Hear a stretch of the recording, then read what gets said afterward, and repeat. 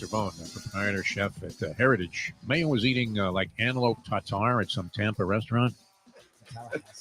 Have you ever dabbled in any like one of these Anthony Bourdain type of things? Have you ever done any kind of Bourdain type of dishes? Any of your restaurants? So where you had something that nobody would ever in their right mind order unless they were on some kind of hallucinogenic drug. Listen, they don't tip well. People, right? You either get the people that are hallucinating and just like losing their minds, or you're going to get these very sophisticated people that claim themselves as foodies, and I automatically want to throw them the fuck out. Listen, public service announcement. Stop saying you're a foodie. That just means you're an asshole. That's all that means. That's all that means. Substitute asshole. Foodies. No, you're not. You're just really fucking opinionated. Eat and shut the fuck up and enjoy. Did you like it or not? Fuck. That's sweet. With you 1,000%. Yeah. Mayo used to be insufferable like that. Then he started admitting that he ate a Skyline chili as a matter of choice. Reno, we love you, man. All right, see what you can do on the ticks. We won't press it any further. I mean, if you give us a call out of the blue. I'll try my best to get there even myself, so I'll let you know. All right, my friend. Always a pleasure. Guys. We'll have to get in there and see you soon. Cheers. Let's go, baby. Cheers, guys. Thanks a lot. All right, Reno Cervone, proprietor chef at Heritage. The time. Wake up with Defo, joined by Lubie. Welcome to the Defo Show.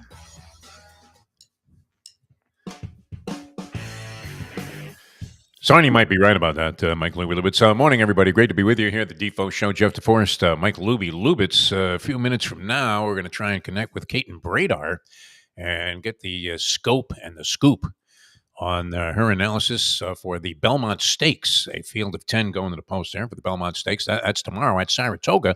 A little bit of a hybrid version of the Classic.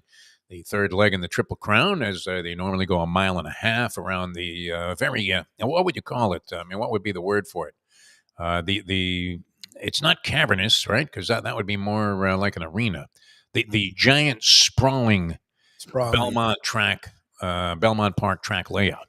Okay. Saratoga certainly just a beautiful spot. Nobody ever complains about the surface there or the conditions of the track. And supposedly, I mean, there were some treacherous forecasts, but supposedly Saturday is going to be a good day. And we'll see what happens. Caton Bredar are going to join us. We'll get some analysis on a race, which I don't know that I have a big feeling for it, Lubie. I mean, your tendency is to come back and bet the horses that fared well. In the Kentucky Derby, you have a few returning that skipped the Preakness. You have horses that were in both races, including Mystic Dan, who is the third choice in the wagering. Will be third choice, going 1.25 miles at Sierra Leone the favorite? Because that's the thing. My only problem is I feel like Sierra Leone will bounce. Sierra Leone is the favorite, yes. But it's the chalk, so it's like I don't want to go chalk. So I don't. That's my only. That's why you asked me on No Filter, and I didn't say anything because I'm leaning chalk, and I know that's the worst thing to do. Nothing wrong with that because you have a little bit more of a track record of these horses competing against each other. Of course, you always have, as the polyman would say, some new shooters in there. Exactly. But including a horse, the second choice, and the name of the horse escapes me right now off the top of my head. But second choice has run 2 races and won them both, and was installed as a second choice. I believe the 9 ball in this race. So we'll get the scoop on that from Caton Bredar. Meanwhile, here you go, everybody. Take 2 ounces of formaldehyde. I don't know. What do you mix that with, Libby?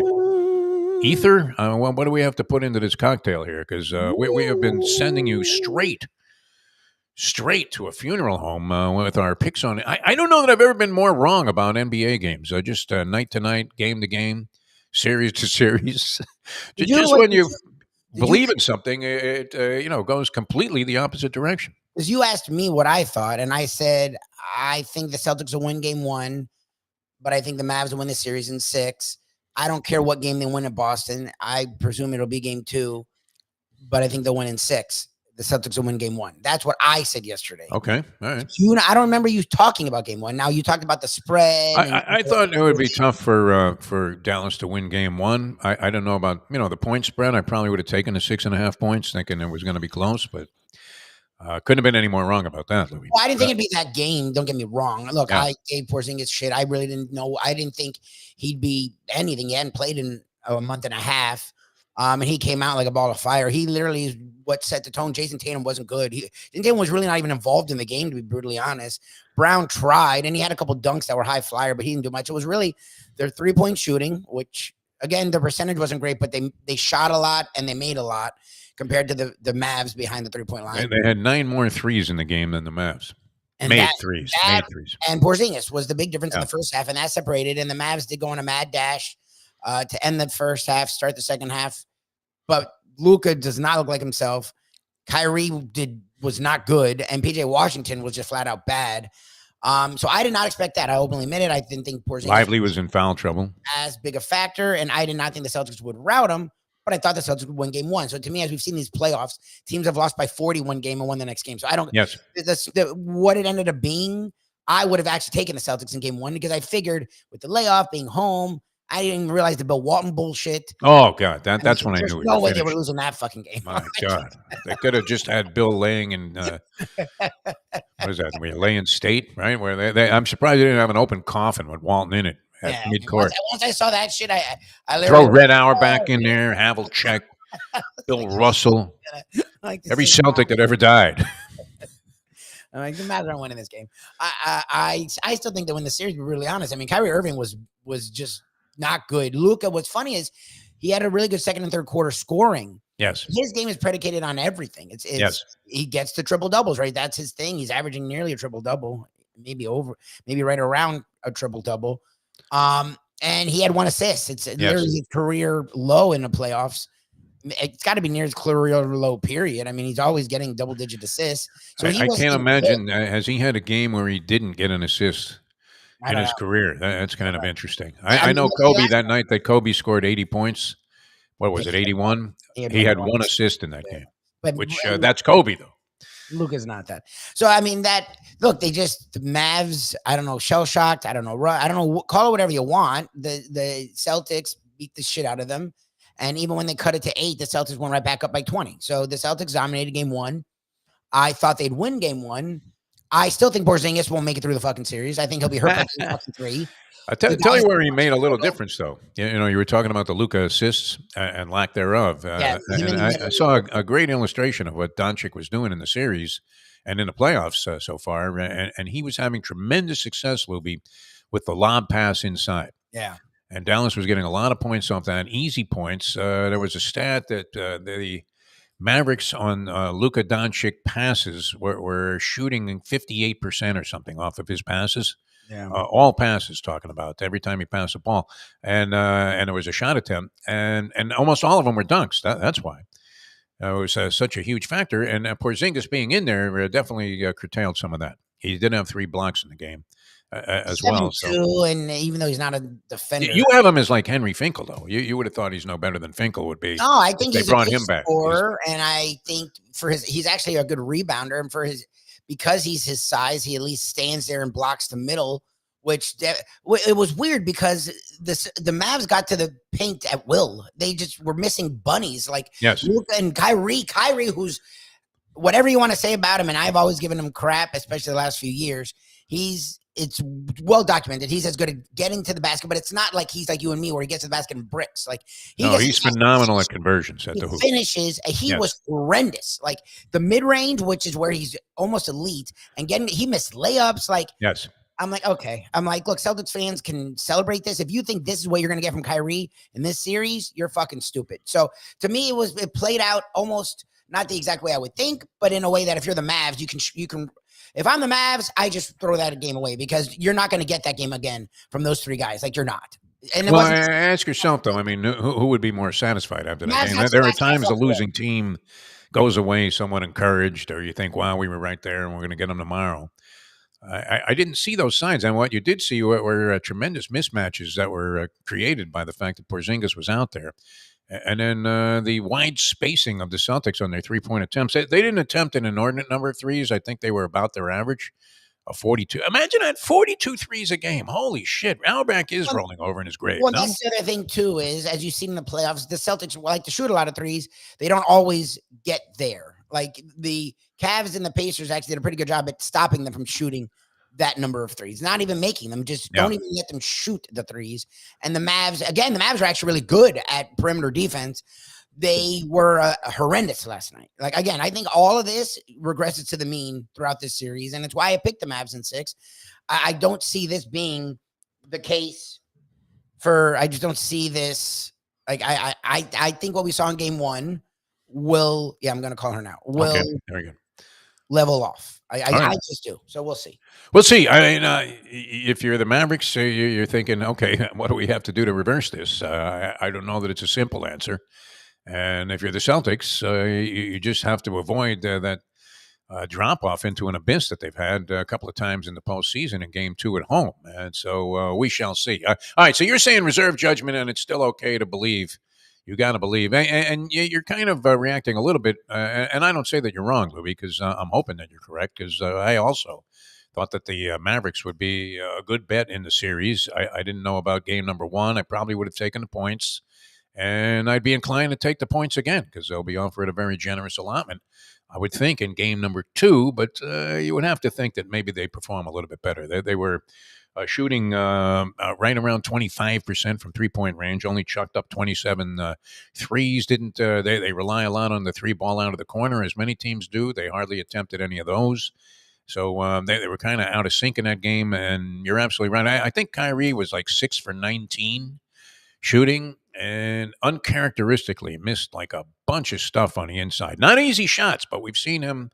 I don't know that there's anybody better at converting at the so-called cup over a period of many years than we've seen Kyrie Irving. I mean, just unbelievable how he's able to maneuver and find a way to put the ball in the basket, as opposed to the usual, Jewish kid from Brooklyn like me, get to the basket. You're thinking, what the fuck am I doing on the inside? I don't belong here. And so you toss up some kind of brick that you hastily throw up there, thinking that you're going to get your shots blocked. All right, we're trying to connect with Caton Bredar, and it looks to me like we've lost Mike Lubie in the process. Many other things going on in the world of sport, of course, and we have the Panthers and the Edmonton Oilers going to begin their series tomorrow night for the Stanley Cup Championship, and I'm feeling it, people, which is not a good sign. But I am feeling like the Panthers will win this. And once again, we're always calling for 6 games. I just believe that they have more to offer than the Edmonton Oilers. And maybe we're misjudging this series badly because everybody seems to be discounting Edmonton. The odds aren't overwhelming in favor of the Florida Panthers. They're minus 130 to win the series. And I think you're getting a very small price, like plus 105, if you bet the Edmonton Oilers in this one. But the way the Panthers have been playing, it seems to be perfect. They're always talking in sports about, well, we got to tool our team to win a championship. That's what we got to do. Never mind having all of these great players. We need a team that can win a title. We're not built to win a title. And the Panthers under Bill Zito certainly felt that way. And they even felt that way after they won the President's Cup, President's Trophy, for being the best team in hockey just a couple of years ago. Went and made bold changes, including the trade of Jonathan Huberdeau. They get Kachuk in that deal, and it took a lot of balls for Bill Zito to make that move. Then he makes other moves that seem to really shore up the ability to sustain this level of play all through the postseason. And they've been, while last year seemed to be a bit of a miracle as they were working their way through, a real Cinderella story. This season, they looked like they genuinely belonged, and they really dictated the pace in a lot of those games. Especially in that New York Rangers series, which all one-goal games for the most part. But in reality, it did appear that the Panthers were the dominant team. You had Shesterkin, as Lubie's been pointing out, just playing amazing hockey in goal. But Bobrovsky, not that far behind. He gave up a couple of suspect goals, but nothing overwhelmingly alarming. And so you would have to think that the Florida Panthers have an excellent shot to go ahead and make good on our prediction of Panthers in 6. We'll see. Very exciting and odd. 30-some-odd years of the franchise. Began in the 93-94 season. So we're talking, would this be 31 years of Panther hockey? I always have trouble doing the math on that thing because there's always that one dangling participle, the overlapping year that you can't figure out. Does this one count as one? But sure enough, have a chance to win the Stanley Cup and bring home the championship. It gets underway tomorrow night. A bunch of other stuff going on in the world of sport.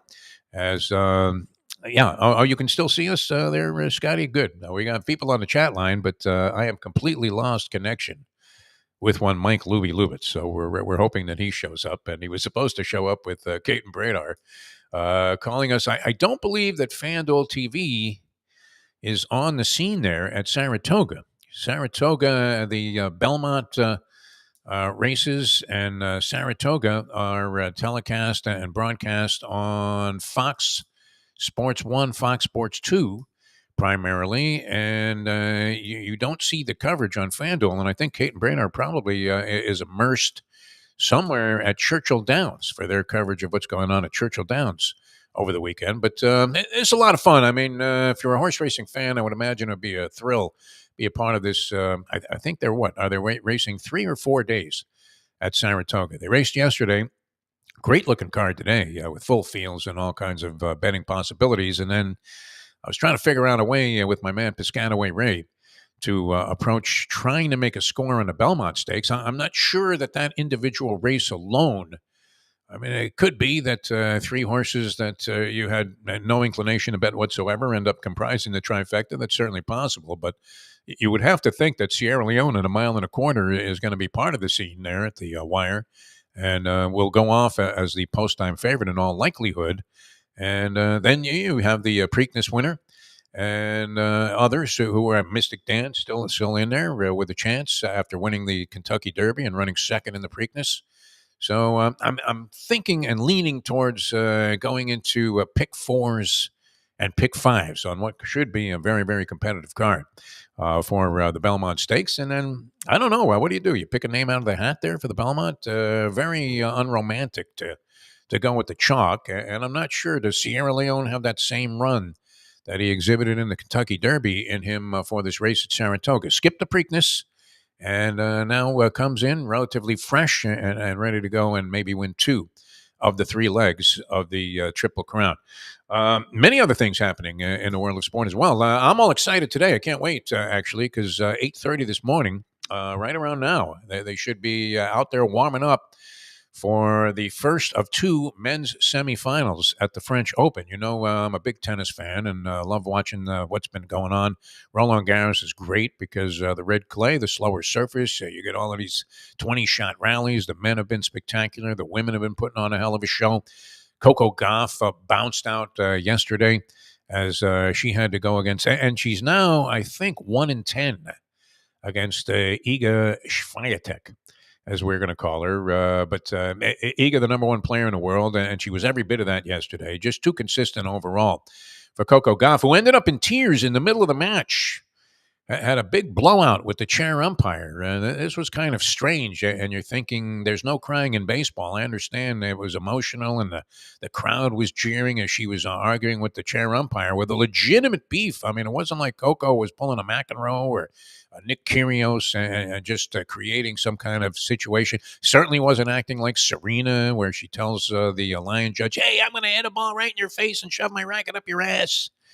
None of that. I mean, seemed to be going about it in a very diplomatic fashion, although she was very stern in her opinion that she had been screwed. She definitely got shafted. The line judge, which, how weird is it? I mean, is this just ancient French tradition that they go ahead and ignore the technology that's out there, which if this was around in McEnroe's day, I don't even know that I would have ever seen him in the. I guess he would have argued with the Hawkeye too. But yeah, I mean, she had a legitimate beef. A serve by Swiatek was called out before it hit the ground, and the chair umpire overruled it. And then Goff's beef was that she didn't get a chance to play the ball because the call was made before the ball actually hit the ground. And so to have that circumstance, you would have to think that by all rights, she had deserved a chance to play the point over again with a premature evaluation by the line judge. And the chair umpire was having none of it. So Gauff was adamant. I see Brian is saying that Gauff is a big brat. But she literally was wiping tears like with a windshield wiper from her eyes for quite some time during the course of the match. Before she was able to recover and actually won that game. I think she broke serve in that same game to put herself back into contention. But unfortunately, it was no match yesterday for Iga. And so she goes on, and Swiatek is going to end up playing Justine Paolini, an Italian player who I was not familiar with at all until I saw her the other day knocking off Rybakina. So good stuff. And the men have a spectacular matchup in the first. Actually, both semifinals. Although the premier one would be Carlos Alcaraz, number 3 seed, going against Yannick Sinner, who is the Italian kid who's now going to be the number 1 player in the world. In fact, he is as of now, by going further in the tournament than Djokovic did, and that gets underway shortly if it didn't just start. So we shall see who prevails in that one. Alcaraz seems to have found his game against Sinner. Definitely a guy that has been on the ascent for some time and seems to have solidified the position that he can win these big matches on a consistent basis. And then on the other side, you've got Zverev, Alexander Zverev, who hurt himself a couple of years ago. What was it, last year? I guess it was 2 years ago that he broke his ankle there when he was playing the semifinal against Nadal, and was giving Nadal all kinds of problems. And then he rolled his ankle and broke it, and staggered coming back for a while, and now is back in the kind of form that made you think that he possibly could be a number 1 player in the world. And he goes against Casper Ruud, who I had seen some handicappers suggest that you use Ruud at a big price to win the whole thing. And so you're in a position there to maybe cash in on that if you took advantage of that. So that's today. And then, of course, we got the Belmont tomorrow and the Stanley Cup playoff game coming up tomorrow night as well, right here in town. So much to look forward to here. Now, I'm going to see if I can find Mike Lubie somewhere, because I don't even know. I think we don't have the ability. Oh, well, Lubie's computer has frozen. I'll give you the update on this. Let's see. Frozen, and he's never had that happen before. So I'll just keep yapping for a little while, and then we'll see if we can't get something together here. The professor not going to have the big board today, and it looks to me like we've got ourselves a fine mess all together. Baseball, some interesting stuff going on. Now, the Marlins, we did the math on this. They've now played 62 games.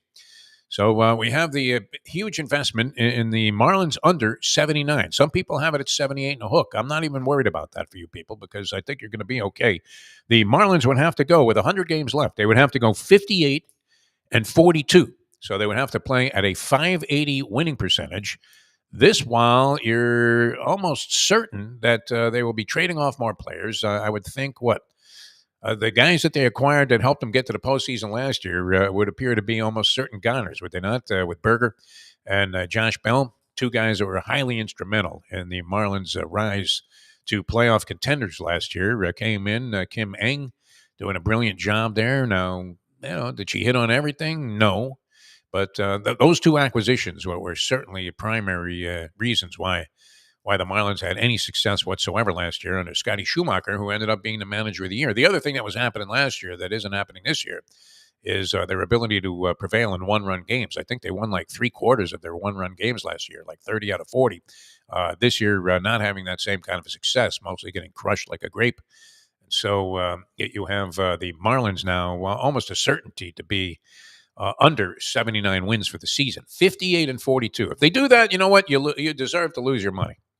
It'd be a long, agonizing year, and they did get a brief period there where they started to win some games. I think had they won like 8 out of 11, some ridiculous number like that. But they're right back to their losing ways, as they are routinely on the wrong end of the scoreboard in the last several games. 58 and 42 the rest of the way. I think we can handle that. If you're one of those streak bettors, we've talked about this theory a lot, where you have the 3-game either way streak theory in Major League Baseball. This is one of those things that you had to do from the very start of the season. If you didn't begin the season by doing this in all circumstances where the situation applied, if you didn't do it during that period of time, then you probably missed the boat on this. All right, look at that. We're losing everything here. It's just kind of a wild one today. There he is. Oh, my God. We got Lubie back from where were you, Lubie? What happened here? I don't know. I'm annoyed right now. We do have the one and only Caton Bredar. If you do. Oh, we do? While we have her, yeah. Oh, great. Caton, how are you? Good to have you on. We had a little technical fiasco working here. I'm good. I heard. Poor Lubie sounds defeated. He is, because he was giving out Dallas yesterday, and he's concerned that he likes Sierra Leone in the Belmont Stakes. He's worried about the chalk. I understand.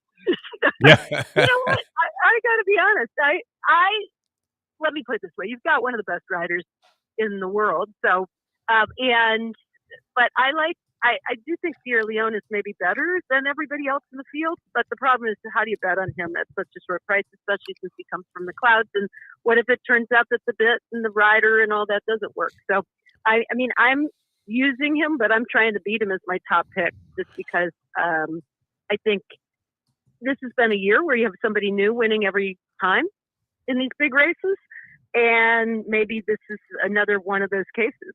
So so don't be worried too much because I think he's the most likely winner. Okay, I mean, it would seem that way. How much?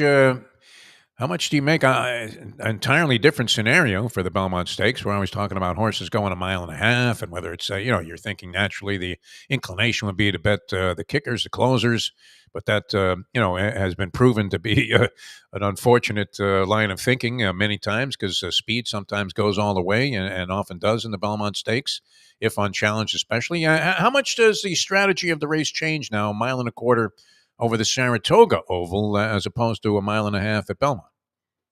Well, it definitely changes a lot because, the Belmont is so configured differently. I mean, at Belmont Park versus at Saratoga, and the track surfaces are somewhat different, and the way the tracks play are different. The length of the stretch is different. So, usually there's a concern in the Belmont if you have inexperienced riders moving too soon. That's not as much an issue at Saratoga. It's just a differently configured track. But that said, I think you're still looking at it the way you would look at, say, the Derby or any top race. From a pace standpoint, normally those horses that are deep closers don't have an advantage. They actually don't win those races. It's the horses that, that are tactical, that are closer to the pace or on the lead, one of the two. So I'm still thinking that it's a little bit of an obstacle for those closers, but maybe not as much as it would be if this were at Belmont going a mile and a half. All right, Sierra Leone installed as sort of, not necessarily an overwhelming morning line favorite because this horse that's 2 for 2 out of the 9 hole. What do you know of this animal? Is this some super horse that just came around late? Was installed as a second choice? Mind frame. Yeah. I don't know. He was impressive. Absolutely was impressive. There's no question. I don't know the quality of the horses he beat. I think Cornishman could be a nice horse, but I don't know if he's like a Sierra Leone, Mystic Dan, nice horse. I also think that he may find himself in kind of a tough spot from a pace standpoint because I think that Seize the Gray is going to show speed. I think the 6 Dornoch is going to show speed. I think the 4 and the 5, the Wine Steward and Antiquarian, are not going to be too far off the pace. So you end up with a situation where, it could be pretty fast pace up front, which again works towards Sierra Leone, works against Mindframe. But the one thing about Mindframe is he sat off the pace in his debut, which is a good sign. And sprinting was able to win by 13.5 lengths. So maybe he doesn't have to have the lead. I think that there are others that are faster and are more advanced. So that's why I'm sort of not buying into the super horse theory, but it wouldn't shock me if he jumped out there and was amazing. I actually like Todd Pletcher's other horse a little bit. The Antiquarian, I think, is the kind of interesting horse coming out of the Peter Pan. Sort of untested. The only time he ran in the Louisiana Derby against those top horses that were in the Derby and the Preakness, he ran flat, but he broke through the starting gate before. So I'm willing to completely kind of excuse that race, draw a line through it, and maybe give him another shot. What kind of approach are you taking in terms of attempting to hit exotics, Caton Bredar, which you're highly successful at? But this it looks like a race where, maybe you're not going to get some huge price in the Belmont Stakes itself, but supposedly, the card is a giant. I know there were some people complaining that there were only 6 horses in one of the races and 7 in another of the big stakes, and people were naturally immediately pointing to the demise of the industry as a whole and the end of horse racing as we know it. I don't know that I'm thinking in catastrophic terms like that just because of a couple of short fields, because I'm looking at the card today and it's amazing. So what's the best chance on this? Is it 3 days or 4 days they're going to race? Because they raced yesterday. Are they racing at They race Saratoga on Wednesday, Sunday? Thursday, Friday, Saturday. I don't think they race on Sunday. Okay, yeah, that's what I was thinking. But what's the best way to make a score during this 3 day period of time, in your opinion? Well, you've got to. I think if you like Sierra Leone, then you maximize that with those multi-race wagers, because there are a ton of them all around. You've got a mandatory pay pick 5 that's a 50 cent. It starts with the 8th race, which is the Woody Stevens. And, I know people said, okay, Met Mile only has a short field, but, Met Mile is not a single for me by any stretch of the imagination. I think you could go 3 or 4 deep in the Met Mile and not have the right horse. So that is where I think Sierra Leone becomes, if you really like him, then he's the free spot, and you can get some prices in some of the other legs. So you've got that pick 5 that starts with the Woody Stevens, is the 8th race. You've got a pick 4 that's 9th through the Belmont Stakes. That starts with the Jaipur. Jaipur is a super, super, super tough race. Met Mile is the Metropolitan is the 10th race. And honestly, I would go all in there personally. But I mean, National Treasure is going to be a short price. He does not have to win this race. You've got Post Time, who I think will be higher than his morning line odds. You've got White Abario, who's going to be he and National Treasure will take the bulk of the money. I don't think either one of them has to win. They're both coming off layoffs. They're both coming off defeats. Hoist the Gold. If it's rainy, Hoist the Gold, I think, moves way up. And that's something to keep in mind too with the Belmont Stakes. If it's rainy, there's a few horses like, I don't really like Seize the Grey, but I definitely like him if it's an off track. So that's the way you maximize, in my opinion. The other thing is, for me, I'm going to use Antiquarian and maybe Resilience and a couple horses in the Belmont Stakes, like with Sierra Leone in the 2nd spot and the 3rd spot in trifectas. And that'll pay all right. I mean, if you can get a good price in the win spot, like Antiquarian, or yeah. I'm going to use the Wine Steward too. I'm going to use the 1-2 finishers from the Peter Pan. Then I think you actually can make some money. It's funny because I usually partner up with a friend of mine known as Piscataway Ray on these Triple Crown days, trying to make a score, and we've had some success, believe it or not, thanks to Country House and the disqualification of Maximum Security that day, which triggered an $11,000 trifecta payoff, which was enough to keep us in business for a while. But I mentioned the Wine Steward, who was an early Polyman choice. He had him in the futures to win the Preakness. Now, that didn't happen, and I mentioned the Wine Steward to my buddy as a possible inclusion in any wagers that we made, and his problem was that the connections were debating whether to run him in the Ohio Derby or the Belmont Stakes, and that seemed like, a big discrepancy. So should I be discouraged by that and take this man's advice? We've sort of been ice cold lately, so I don't know. Is that a problem for you if you were handicapping a race? That would bother me a little bit. I mean, yeah. I think that would tilt things more toward Antiquarian for me, because yeah. I thought I was sort of between both those horses. But if you like the Wine Steward, then you should like Antiquarian a little bit, since I get that the price won't be as quite as good. But I mean, because Antiquarian beat him last time, and I think had a legitimate excuse in the Louisiana Derby. But here's the key with this one. I think because it's so different. This is sort of like when we were in the COVID year and all in 2020, all the races were run in the wrong order in different places, and I mean, it was like, so. Just go back to the basic. Don't think of it as Belmont, or don't think of it as a Triple Crown race. Look at it as a 1.25 mile dirt race, and handicap it that way, and bet it that way too. And I think you can't go wrong. So if you if you would come up with the wine steward, then I'd stick with it. All right, one final thing. And now, where are you? Are you on the backstretch at Churchill, or are you at Saratoga? Where are you at right now? No, I'm at the backstretch at Churchill. We since FanDuel gets to have on-site coverage at Churchill through the whole meet, I am staying with the team here, and we'll be watching from afar. But that actually enables us to be much more vested and play all day long versus having to work. So, but I'll be working at Churchill later today and tomorrow. But yeah, I was on the backstretch this morning. All right, we'll look forward to seeing you there during the FanDuel coverage portion of the day, which is covering many of the other tracks that are going to be in action. One final thing, and this you mentioned the Woodman because of the Woody Stevens Stakes. And people are always trying to figure records that will never be broken and what distinctions certain records have in sports history.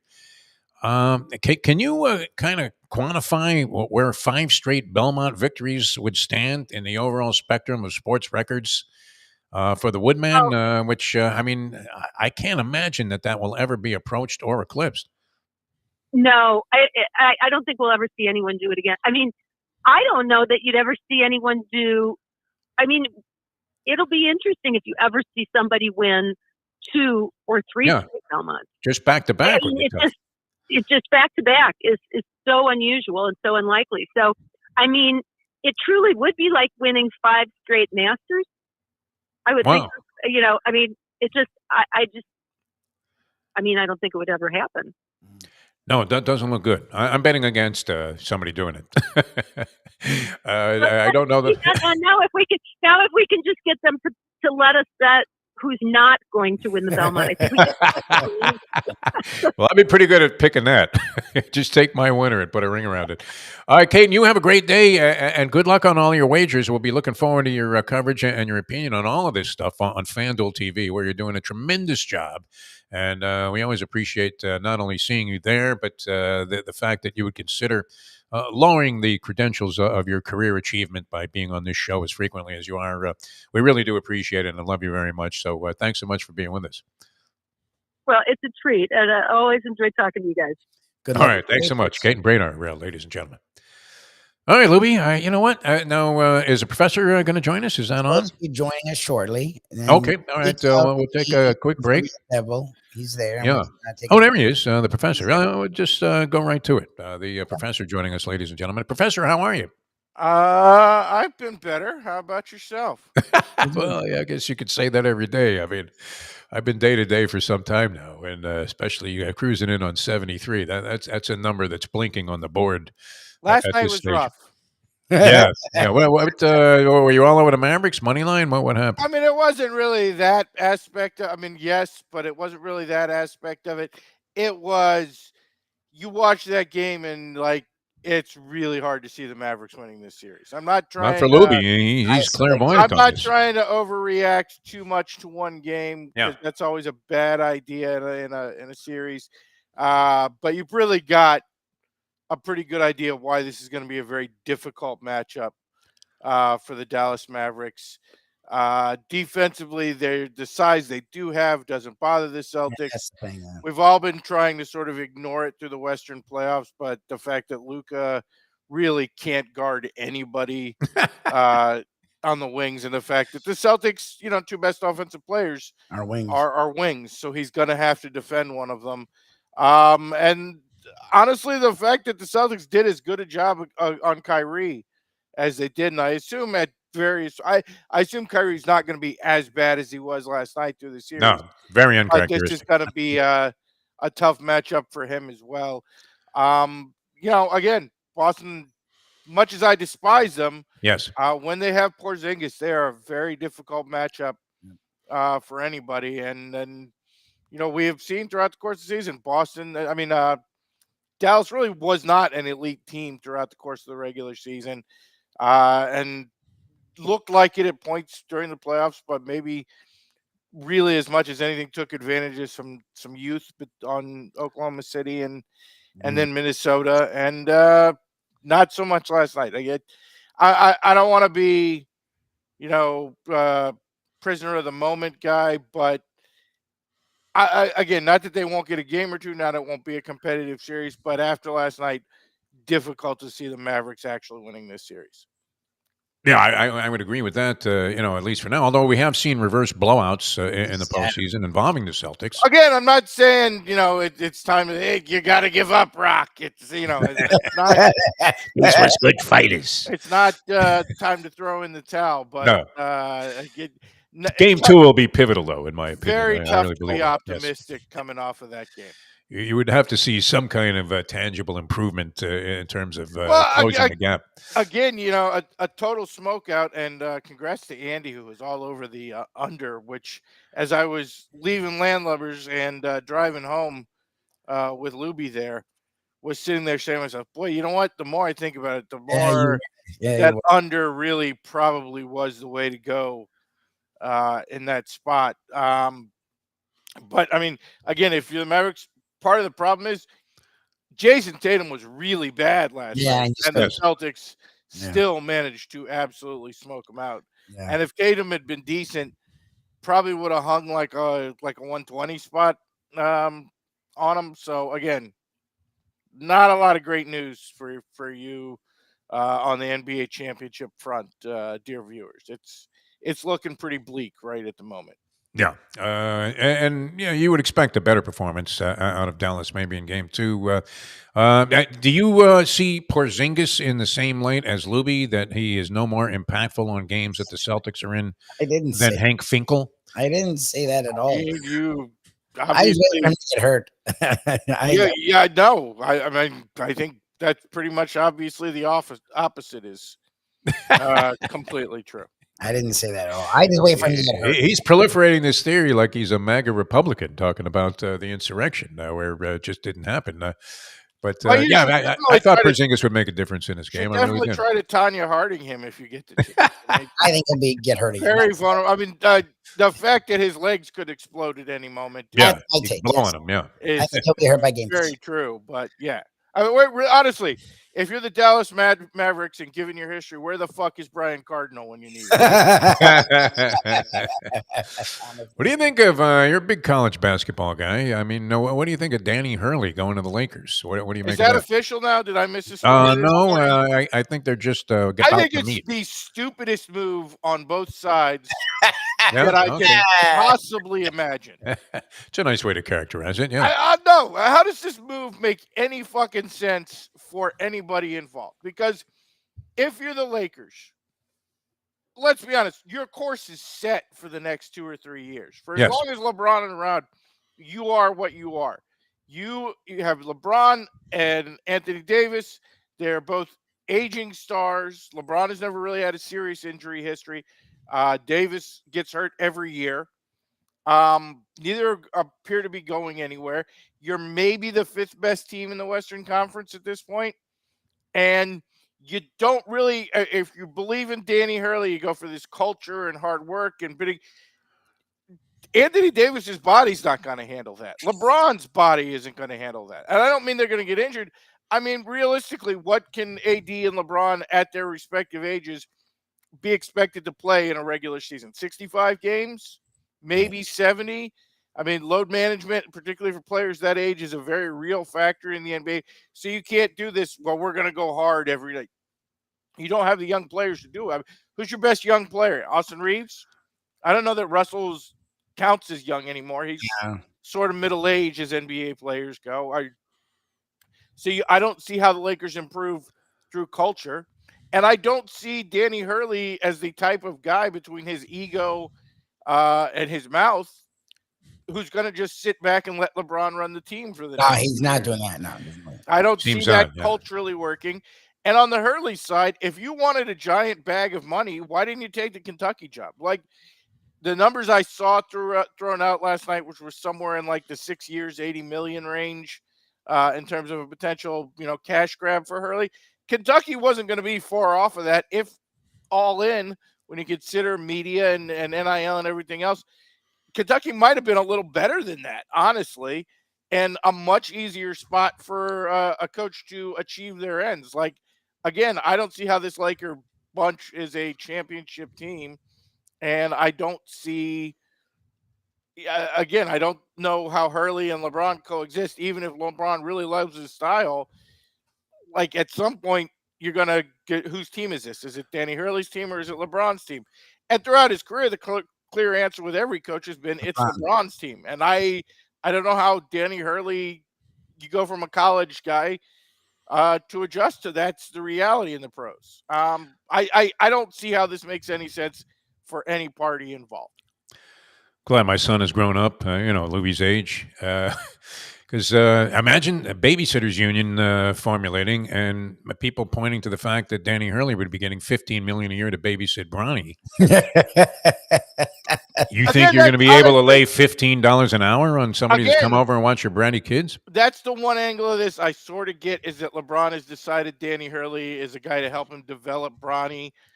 But if that's the case, as Lubie and I have talked about this a lot, if your goal for the next couple of 3, however many more years, LeBron, if your primary focus is developing Bronny into an NBA player, the two places would have been number one, Miami, where Eric Spoelstra has a long track record of taking guys who have no business in the NBA and making them NBA. Max Strus, Gabe Vincent. A long list. Again, I remember Max Strus at DePaul. He was a bum at DePaul. Like, he was a bum at the worst team in the Big East, and has become a solid NBA viable player. NBA player. Nobody no who doubt. saw Gabe Vincent at Memphis ever thought NBA guy.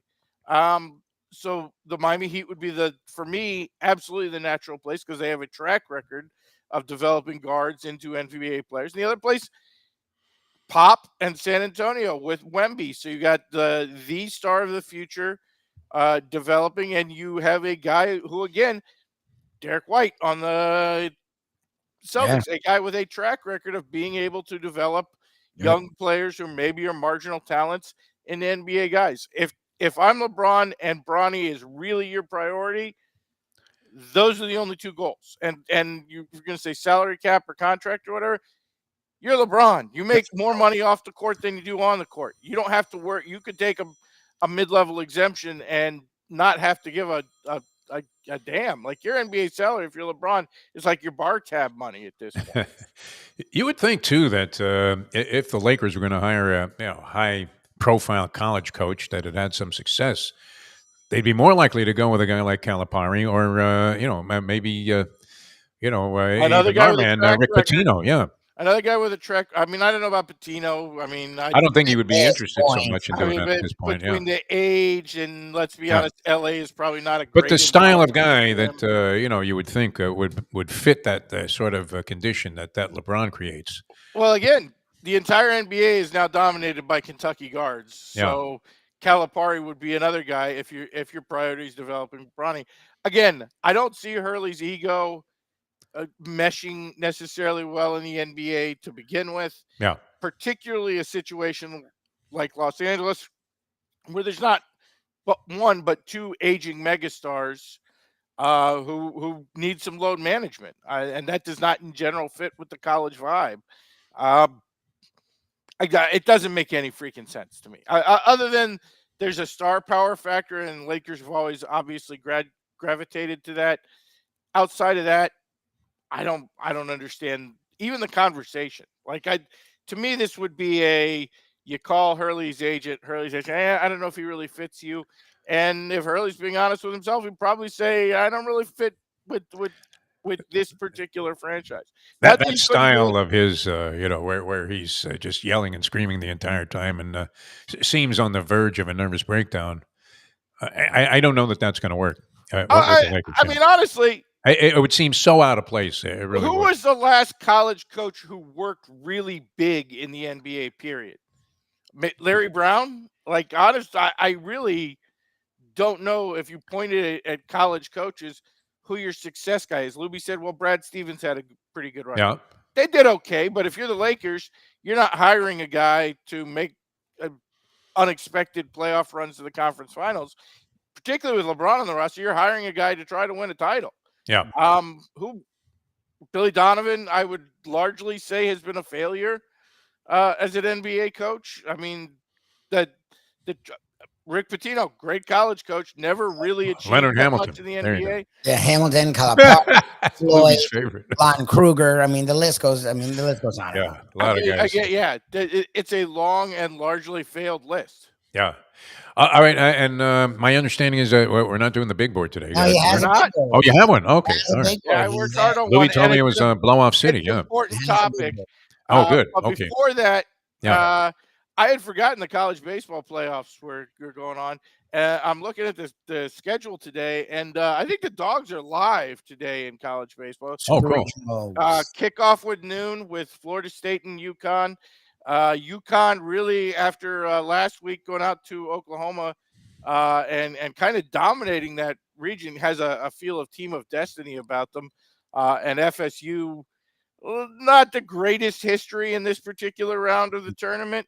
And then the pitching match, FSU not rolling out their ace today, so the pitching matchup's actually kind of favorable to UConn.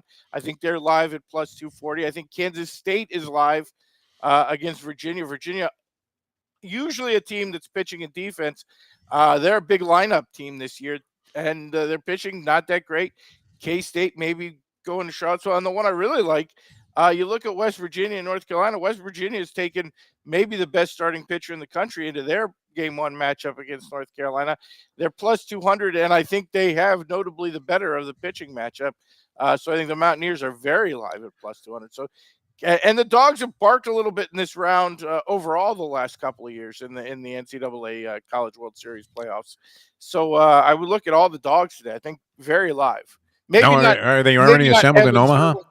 No. This is still regional stuff? Okay. Super regional. All right. Very good. Starts Yeah, no.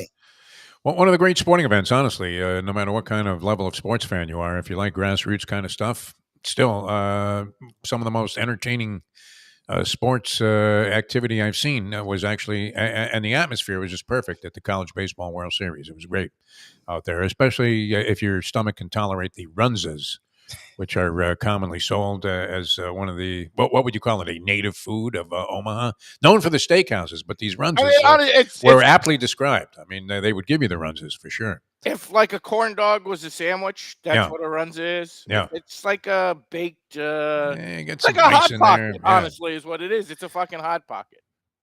It's weird, but you know, I mean, when you're stoned, you'll eat anything. So I thought it was pretty tasty. And Sonny Hirsch would have like 6 or 7 of them before every game. It's a homemade hot pocket, and while we all look down our noses of them, who hasn't at some point in some altered state enjoyed a hot pocket? Exactly. All right, so this is a pleasant surprise because Lubie said, there was no shot. Well, something very important came up last night as I'm watching this, and I realized that there's been a huge transformation in a post-career situation, and that people need to know. So we're doing the big board of reminding America why JJ Redick sucks. Why I know where number 5 is going. Very valid reason why every sports fan hated this man for 20 years, and all good-hearted people still hate this man. Yes, despite ABC and ESPN and LeBron James attempting to shove him down our throats. All right, here we go. So that big is board. our subject of the day, which is the big board of why JJ Redick sucks. And that takes us to number 5, which is, if you look Brooklyn up hipster trash. Brooklyn hipster douchebag in the dictionary, JJ Redick's picture would be there. This is not a man who went and put his house on MTV Cribs like every other NBA basketball player of all time. No, he had Architectural Digest. Oh, geez. Into a video really of his Brooklyn home, which, as you can tell from the picture, his bathroom, which he called a powder room during the video, oh my, is decorated with the same wallpaper that your grandmother put up. I was going to say that. Like Central Village. And my great grandparents had that exact bathroom, the faucet and everything. And if you want to do some further research on this, you should read an article from 2019 that appeared in the Cut magazine. That is a publication by the New Yorker. Or just Google JJ Redick Grace Church School, which is an article about while JJ Redick was playing for the Philadelphia 76ers, he was still living in Brooklyn, and he and his wife basically took over a private school in Brooklyn Heights that has been there for 100 years because the principal was a Instagram jock sniffer who was in love with JJ Redick and basically threw the whole school in chaos and alienated every other parent in order to make JJ Redick's wife the head of the PTA because she was so enamored with JJ Redick's Instagram account. If you think of a Brooklyn douchebag who would sit down to a barbecue place in Brooklyn and pay $45 for 3 slices of dried out brisket and turkey sausage and potato salad made with low-fat mayonnaise and fucking radishes, it's JJ Redick. He is the ultimate Brooklyn Hipster trash. All right. Very strong qualifier at number 5 here. I love this bathroom. Number 4. And I want to focus on the picture here because for those who forgot, during his NBA career, probably because he was bullied into it by the guys in the locker room, for those who have forgotten, JJ Redick has covered himself in tattoos because really, Oh, that's right. nothing says fake, tough, white tattoo guy like JJ Redick. His left arm is completely covered in biblical references, and I think he has Aslan from The Lion, the Witch, and the War from the Chronicles of Narnia on there. But his right arm is the one we want to focus on because right here he has song lyrics from a band called the Kings of Leon. And if you don't know who the Kings of Leon are, you should be very thankful that in the mid-2010s you weren't paying any attention to music because they were a product of Christian when all of music was absolute crap and dominated by mumble rap and boy bands, and because there were no rock bands, people started to glam on to the worst shit in the world. That was the era of the Kings of Leon. Here's all you need to know. The best story about the Kings of Leon. The Kings of Leon were playing the Hard Rock Tampa venue, which if you know, it's an outdoor venue. It's a big pavilion there that they have outside of that location. And we're doing a show and had to stop the show and leave the stage because a giant flock of pigeons that apparently lived on top of the venue began to shit so much that they actually shit all over the band. Now, I want you to picture this. If you're a pigeon that lives at the Hard Rock Tampa, how many horrible musical acts you have heard during the course of your life that you found the Kings of Leon so terrible that you decided to shit on them to get them to relieve the stage. That tells you everything you know about the Kings of Leon and really about a human being who would tattoo lyrics from a Kings of Leon song on his arm. But all of that is not the worst musical crime of JJ Redick because that takes us to number 4, which is 5. JJ Redick may very well be Adam Levine. Have you ever seen JJ Redick and Adam Levine in the same room at the same time? No. Have you ever seen JJ Redick on the same television program as Adam Levine? Look at these two. Tell me, Adam Levine, it's impossible that Adam Levine is a disguised JJ Redick. Could be one and the same. You're onto something. Really, all you need is to color in the beard with a little makeup and tattoo on some fake tats all over yourself. And really, you can't get any worse than either of these two on that front. Yeah. That's the same human being. And really, when you think about it, all good-hearted people despise both JJ Redick and Adam Levine, except with one notable group, and that is menopausal women. Adam Levine's entire fan base is menopausal women. And I don't know if menopausal women watch NBA basketball, but if they do, I think there's an excellent chance that JJ Redick was their favorite basketball player. They're in love with JJ, no doubt about it. Love the way he hoisted the 3. Number of musical crimes involving JJ Redick, but the worst of all is that he very well may be Adam Levine. They could be the same person. Number 4. That's number 4. JJ Redick. That takes us to number 3. Yes. Which is JJ Redick is really weirdly into the movie Interstellar. I don't know if you've seen Interstellar. It was not good, and I like Sandra Bullock. I like that's George Clooney, and you're mixing the movies. So what's Interstellar? Matthew McConaughey. Oh in God. weird ass black hole Oh no. time travel Christopher Nolan bullshit. And I like Christopher Nolan. I like the Batman movies. I liked the World War I movie. I liked a lot of things that Christopher Nolan has done. But this made Tenet look like the plot made sense. It is easily the worst thing Yeah, that movie was Christopher weird. Nolan has ever done. That movie was And weird. JJ Redick is so into it that he has told a story on his podcast that the most distracting moment he's ever had in the NBA in terms of being taunted by a fan was a night when he was in Orlando playing for, I believe it was the 76ers at the time, and the fan behind him kept screaming, "Interstellar sucks." Imagine the things that JJ Redick has had yelled at Oh him my when he was God. on Oh a my God! His Are you Duke kidding? days. His Going Duke. back to This Duke? is the When he was particular a one that actually got into your head. How into Interstellar do you have to be that the guy criticizing your favorite movie is the thing that actually distracted you during a basketball game? That movie's not good. That's a Pretty bad- sad, yeah. I mean, it's right up there with Ishtar, I would imagine. That's a Among bad- Nolan And, films. again, if you meet a man who says his favorite movie is Interstellar, you should not trust that human being. It's not good. It's really. So, on top of everything else about JJ Redick that sucks, his taste in movies clearly sucks. Only Siskel and Ebert. That's number 3. Number 2. Number 2, and this is really what tripped the big board, which is we don't get Chuck Stack and we get this. What the fuck are you doing in ESPN, ABC? Well, you missed Defo earlier, and he was being nice about And I doing don't want to become like right-wing guy and start Yeah. bitching about DEI hires and Nah, diversity and what. But really, oh, this is rough.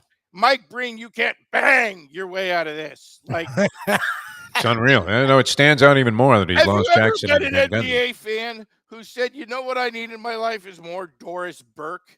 Like, I really love when Doris. She made Burke history is last calling night. it. What are you I talking literally- about, Professor? You were talking about the history, and I'm like, I literally in the game wanted to tweet it out, and I left it alone. Are we really getting Doris Burke and JJ Redick to call the Right. fucking finals? Like, come on. Like, man. what the Wow. hell is going on with ESPN with all these hires? Like, My God. You're right.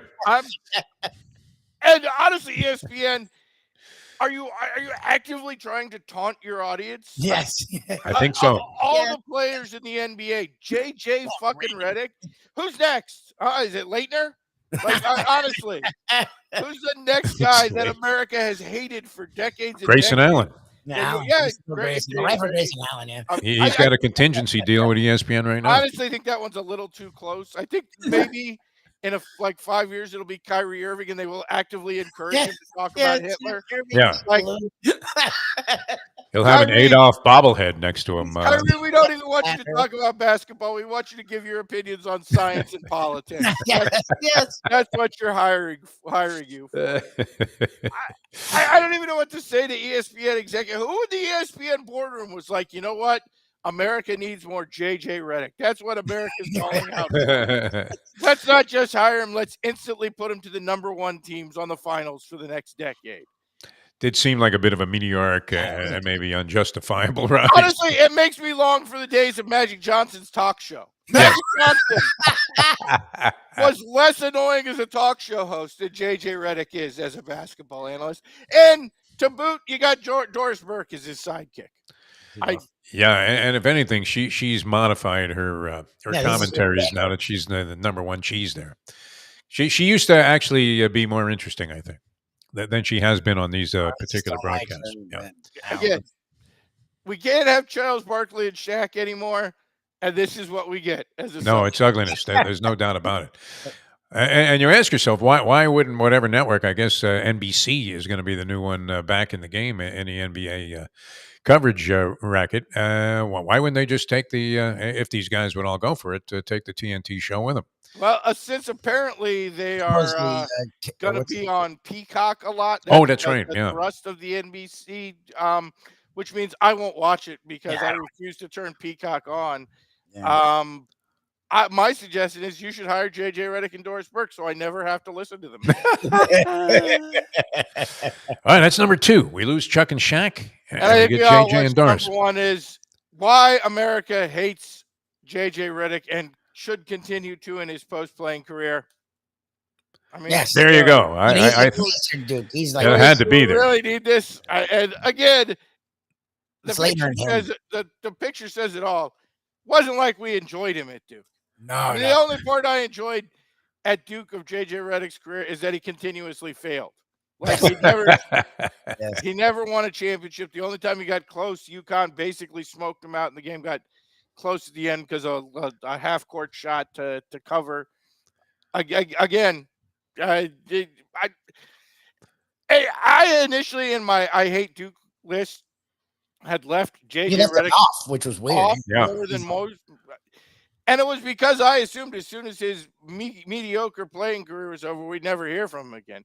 But with his now post-playing career, he's rocketing up the list. He may be as high as number 2 now. He He's may have two. already passed Jay Billis into the number 2 spot Jay behind Billis. only Christian Billis Leitner. was so average. Like, that's no problem with Billis.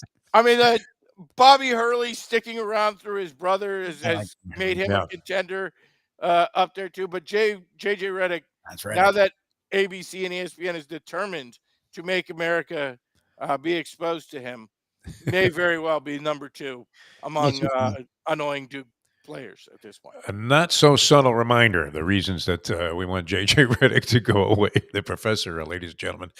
All right, Professor. Excellent stuff as always. Knocked it out of the park once again. We appreciate you putting that together, even if it was a little bit of a last minute thing. And let's hope. It was an important public service reminder. Very good. Very good. You're Yeah. doing Somebody had to speak for the other side. No, there's too many people out there who are like, I really enjoy that podcast he does with LeBron. No, you shouldn't enjoy anything. It's kind of like Jim Gray with Tom Brady at halftime of the Monday Night Radio. Honestly, it was like when they put Belichick on the Kentucky Derby coverage, and he interviewed Baffert 5 seconds before Baffert got caught cheating. Which is the greatest moment in horse racing coverage was the year Baffert got cheated, came up with the worst. Oh, yeah, the jockey was on steroids and he peed in the I think he said the groom farted in the stall and somehow passed sublimes into the system I of this just horse. remember Baffert coming up with that explanation and being like, "Yep, that's a man who spent an hour doing an in-depth interview with Belichick." Yeah. All right, Professor. Tremendous stuff. You have a great weekend, and let's hope we all make some scores, either on the Belmont or other sporting endeavors. And Who do we'll you talk like to you again soon. I missed the last segment. I don't know. You know what? To me, it's sort of wide open, but naturally, going to try to find a way to beat the top contenders there, Sierra Leone and this other horse starts with an M that Caton mentioned, whose name I can't remember no matter how many times I've seen it. But number 9 horse. The number 9 horse is doing. Yeah, Minefield or something. I don't know. Mineshaft. I don't know. Something along those lines. All right, Professor. Good luck with everything. Thanks for being with us, my friend. You guys have a great one. All right, the Professor, ladies and gentlemen. Good stuff there on JJ Redick. Yeah. All right, the track. That's where we'll be next, right? Mike Lubie. 1 o'clock. And out there, I find it amazing. Now, I didn't eat another thing yesterday because I felt like I had just overdone it with those pizzas and the fried cheese and all of this stuff that we had at Pizza Craft. Very nice place, by the way. I mean, I really never even thought. I didn't know it was there. I feel bad. I used to go to downtown Fort Lauderdale Riverfront. Wasn't even aware of its existence. I haven't been there in years, and explains why I didn't know. It was really good. I enjoyed it. Good stuff. Yeah. That Mark Falsetto, he's a great restaurateur. He really is. Really good guy. And but amazingly, Mayo probably ate more than either of the two of us while he was there. Yeah. Yesterday. Then went to Casa D'Angelo for dinner, which that's not going to be a light meal where you say, "Hey, let's split a chicken Caesar here." No.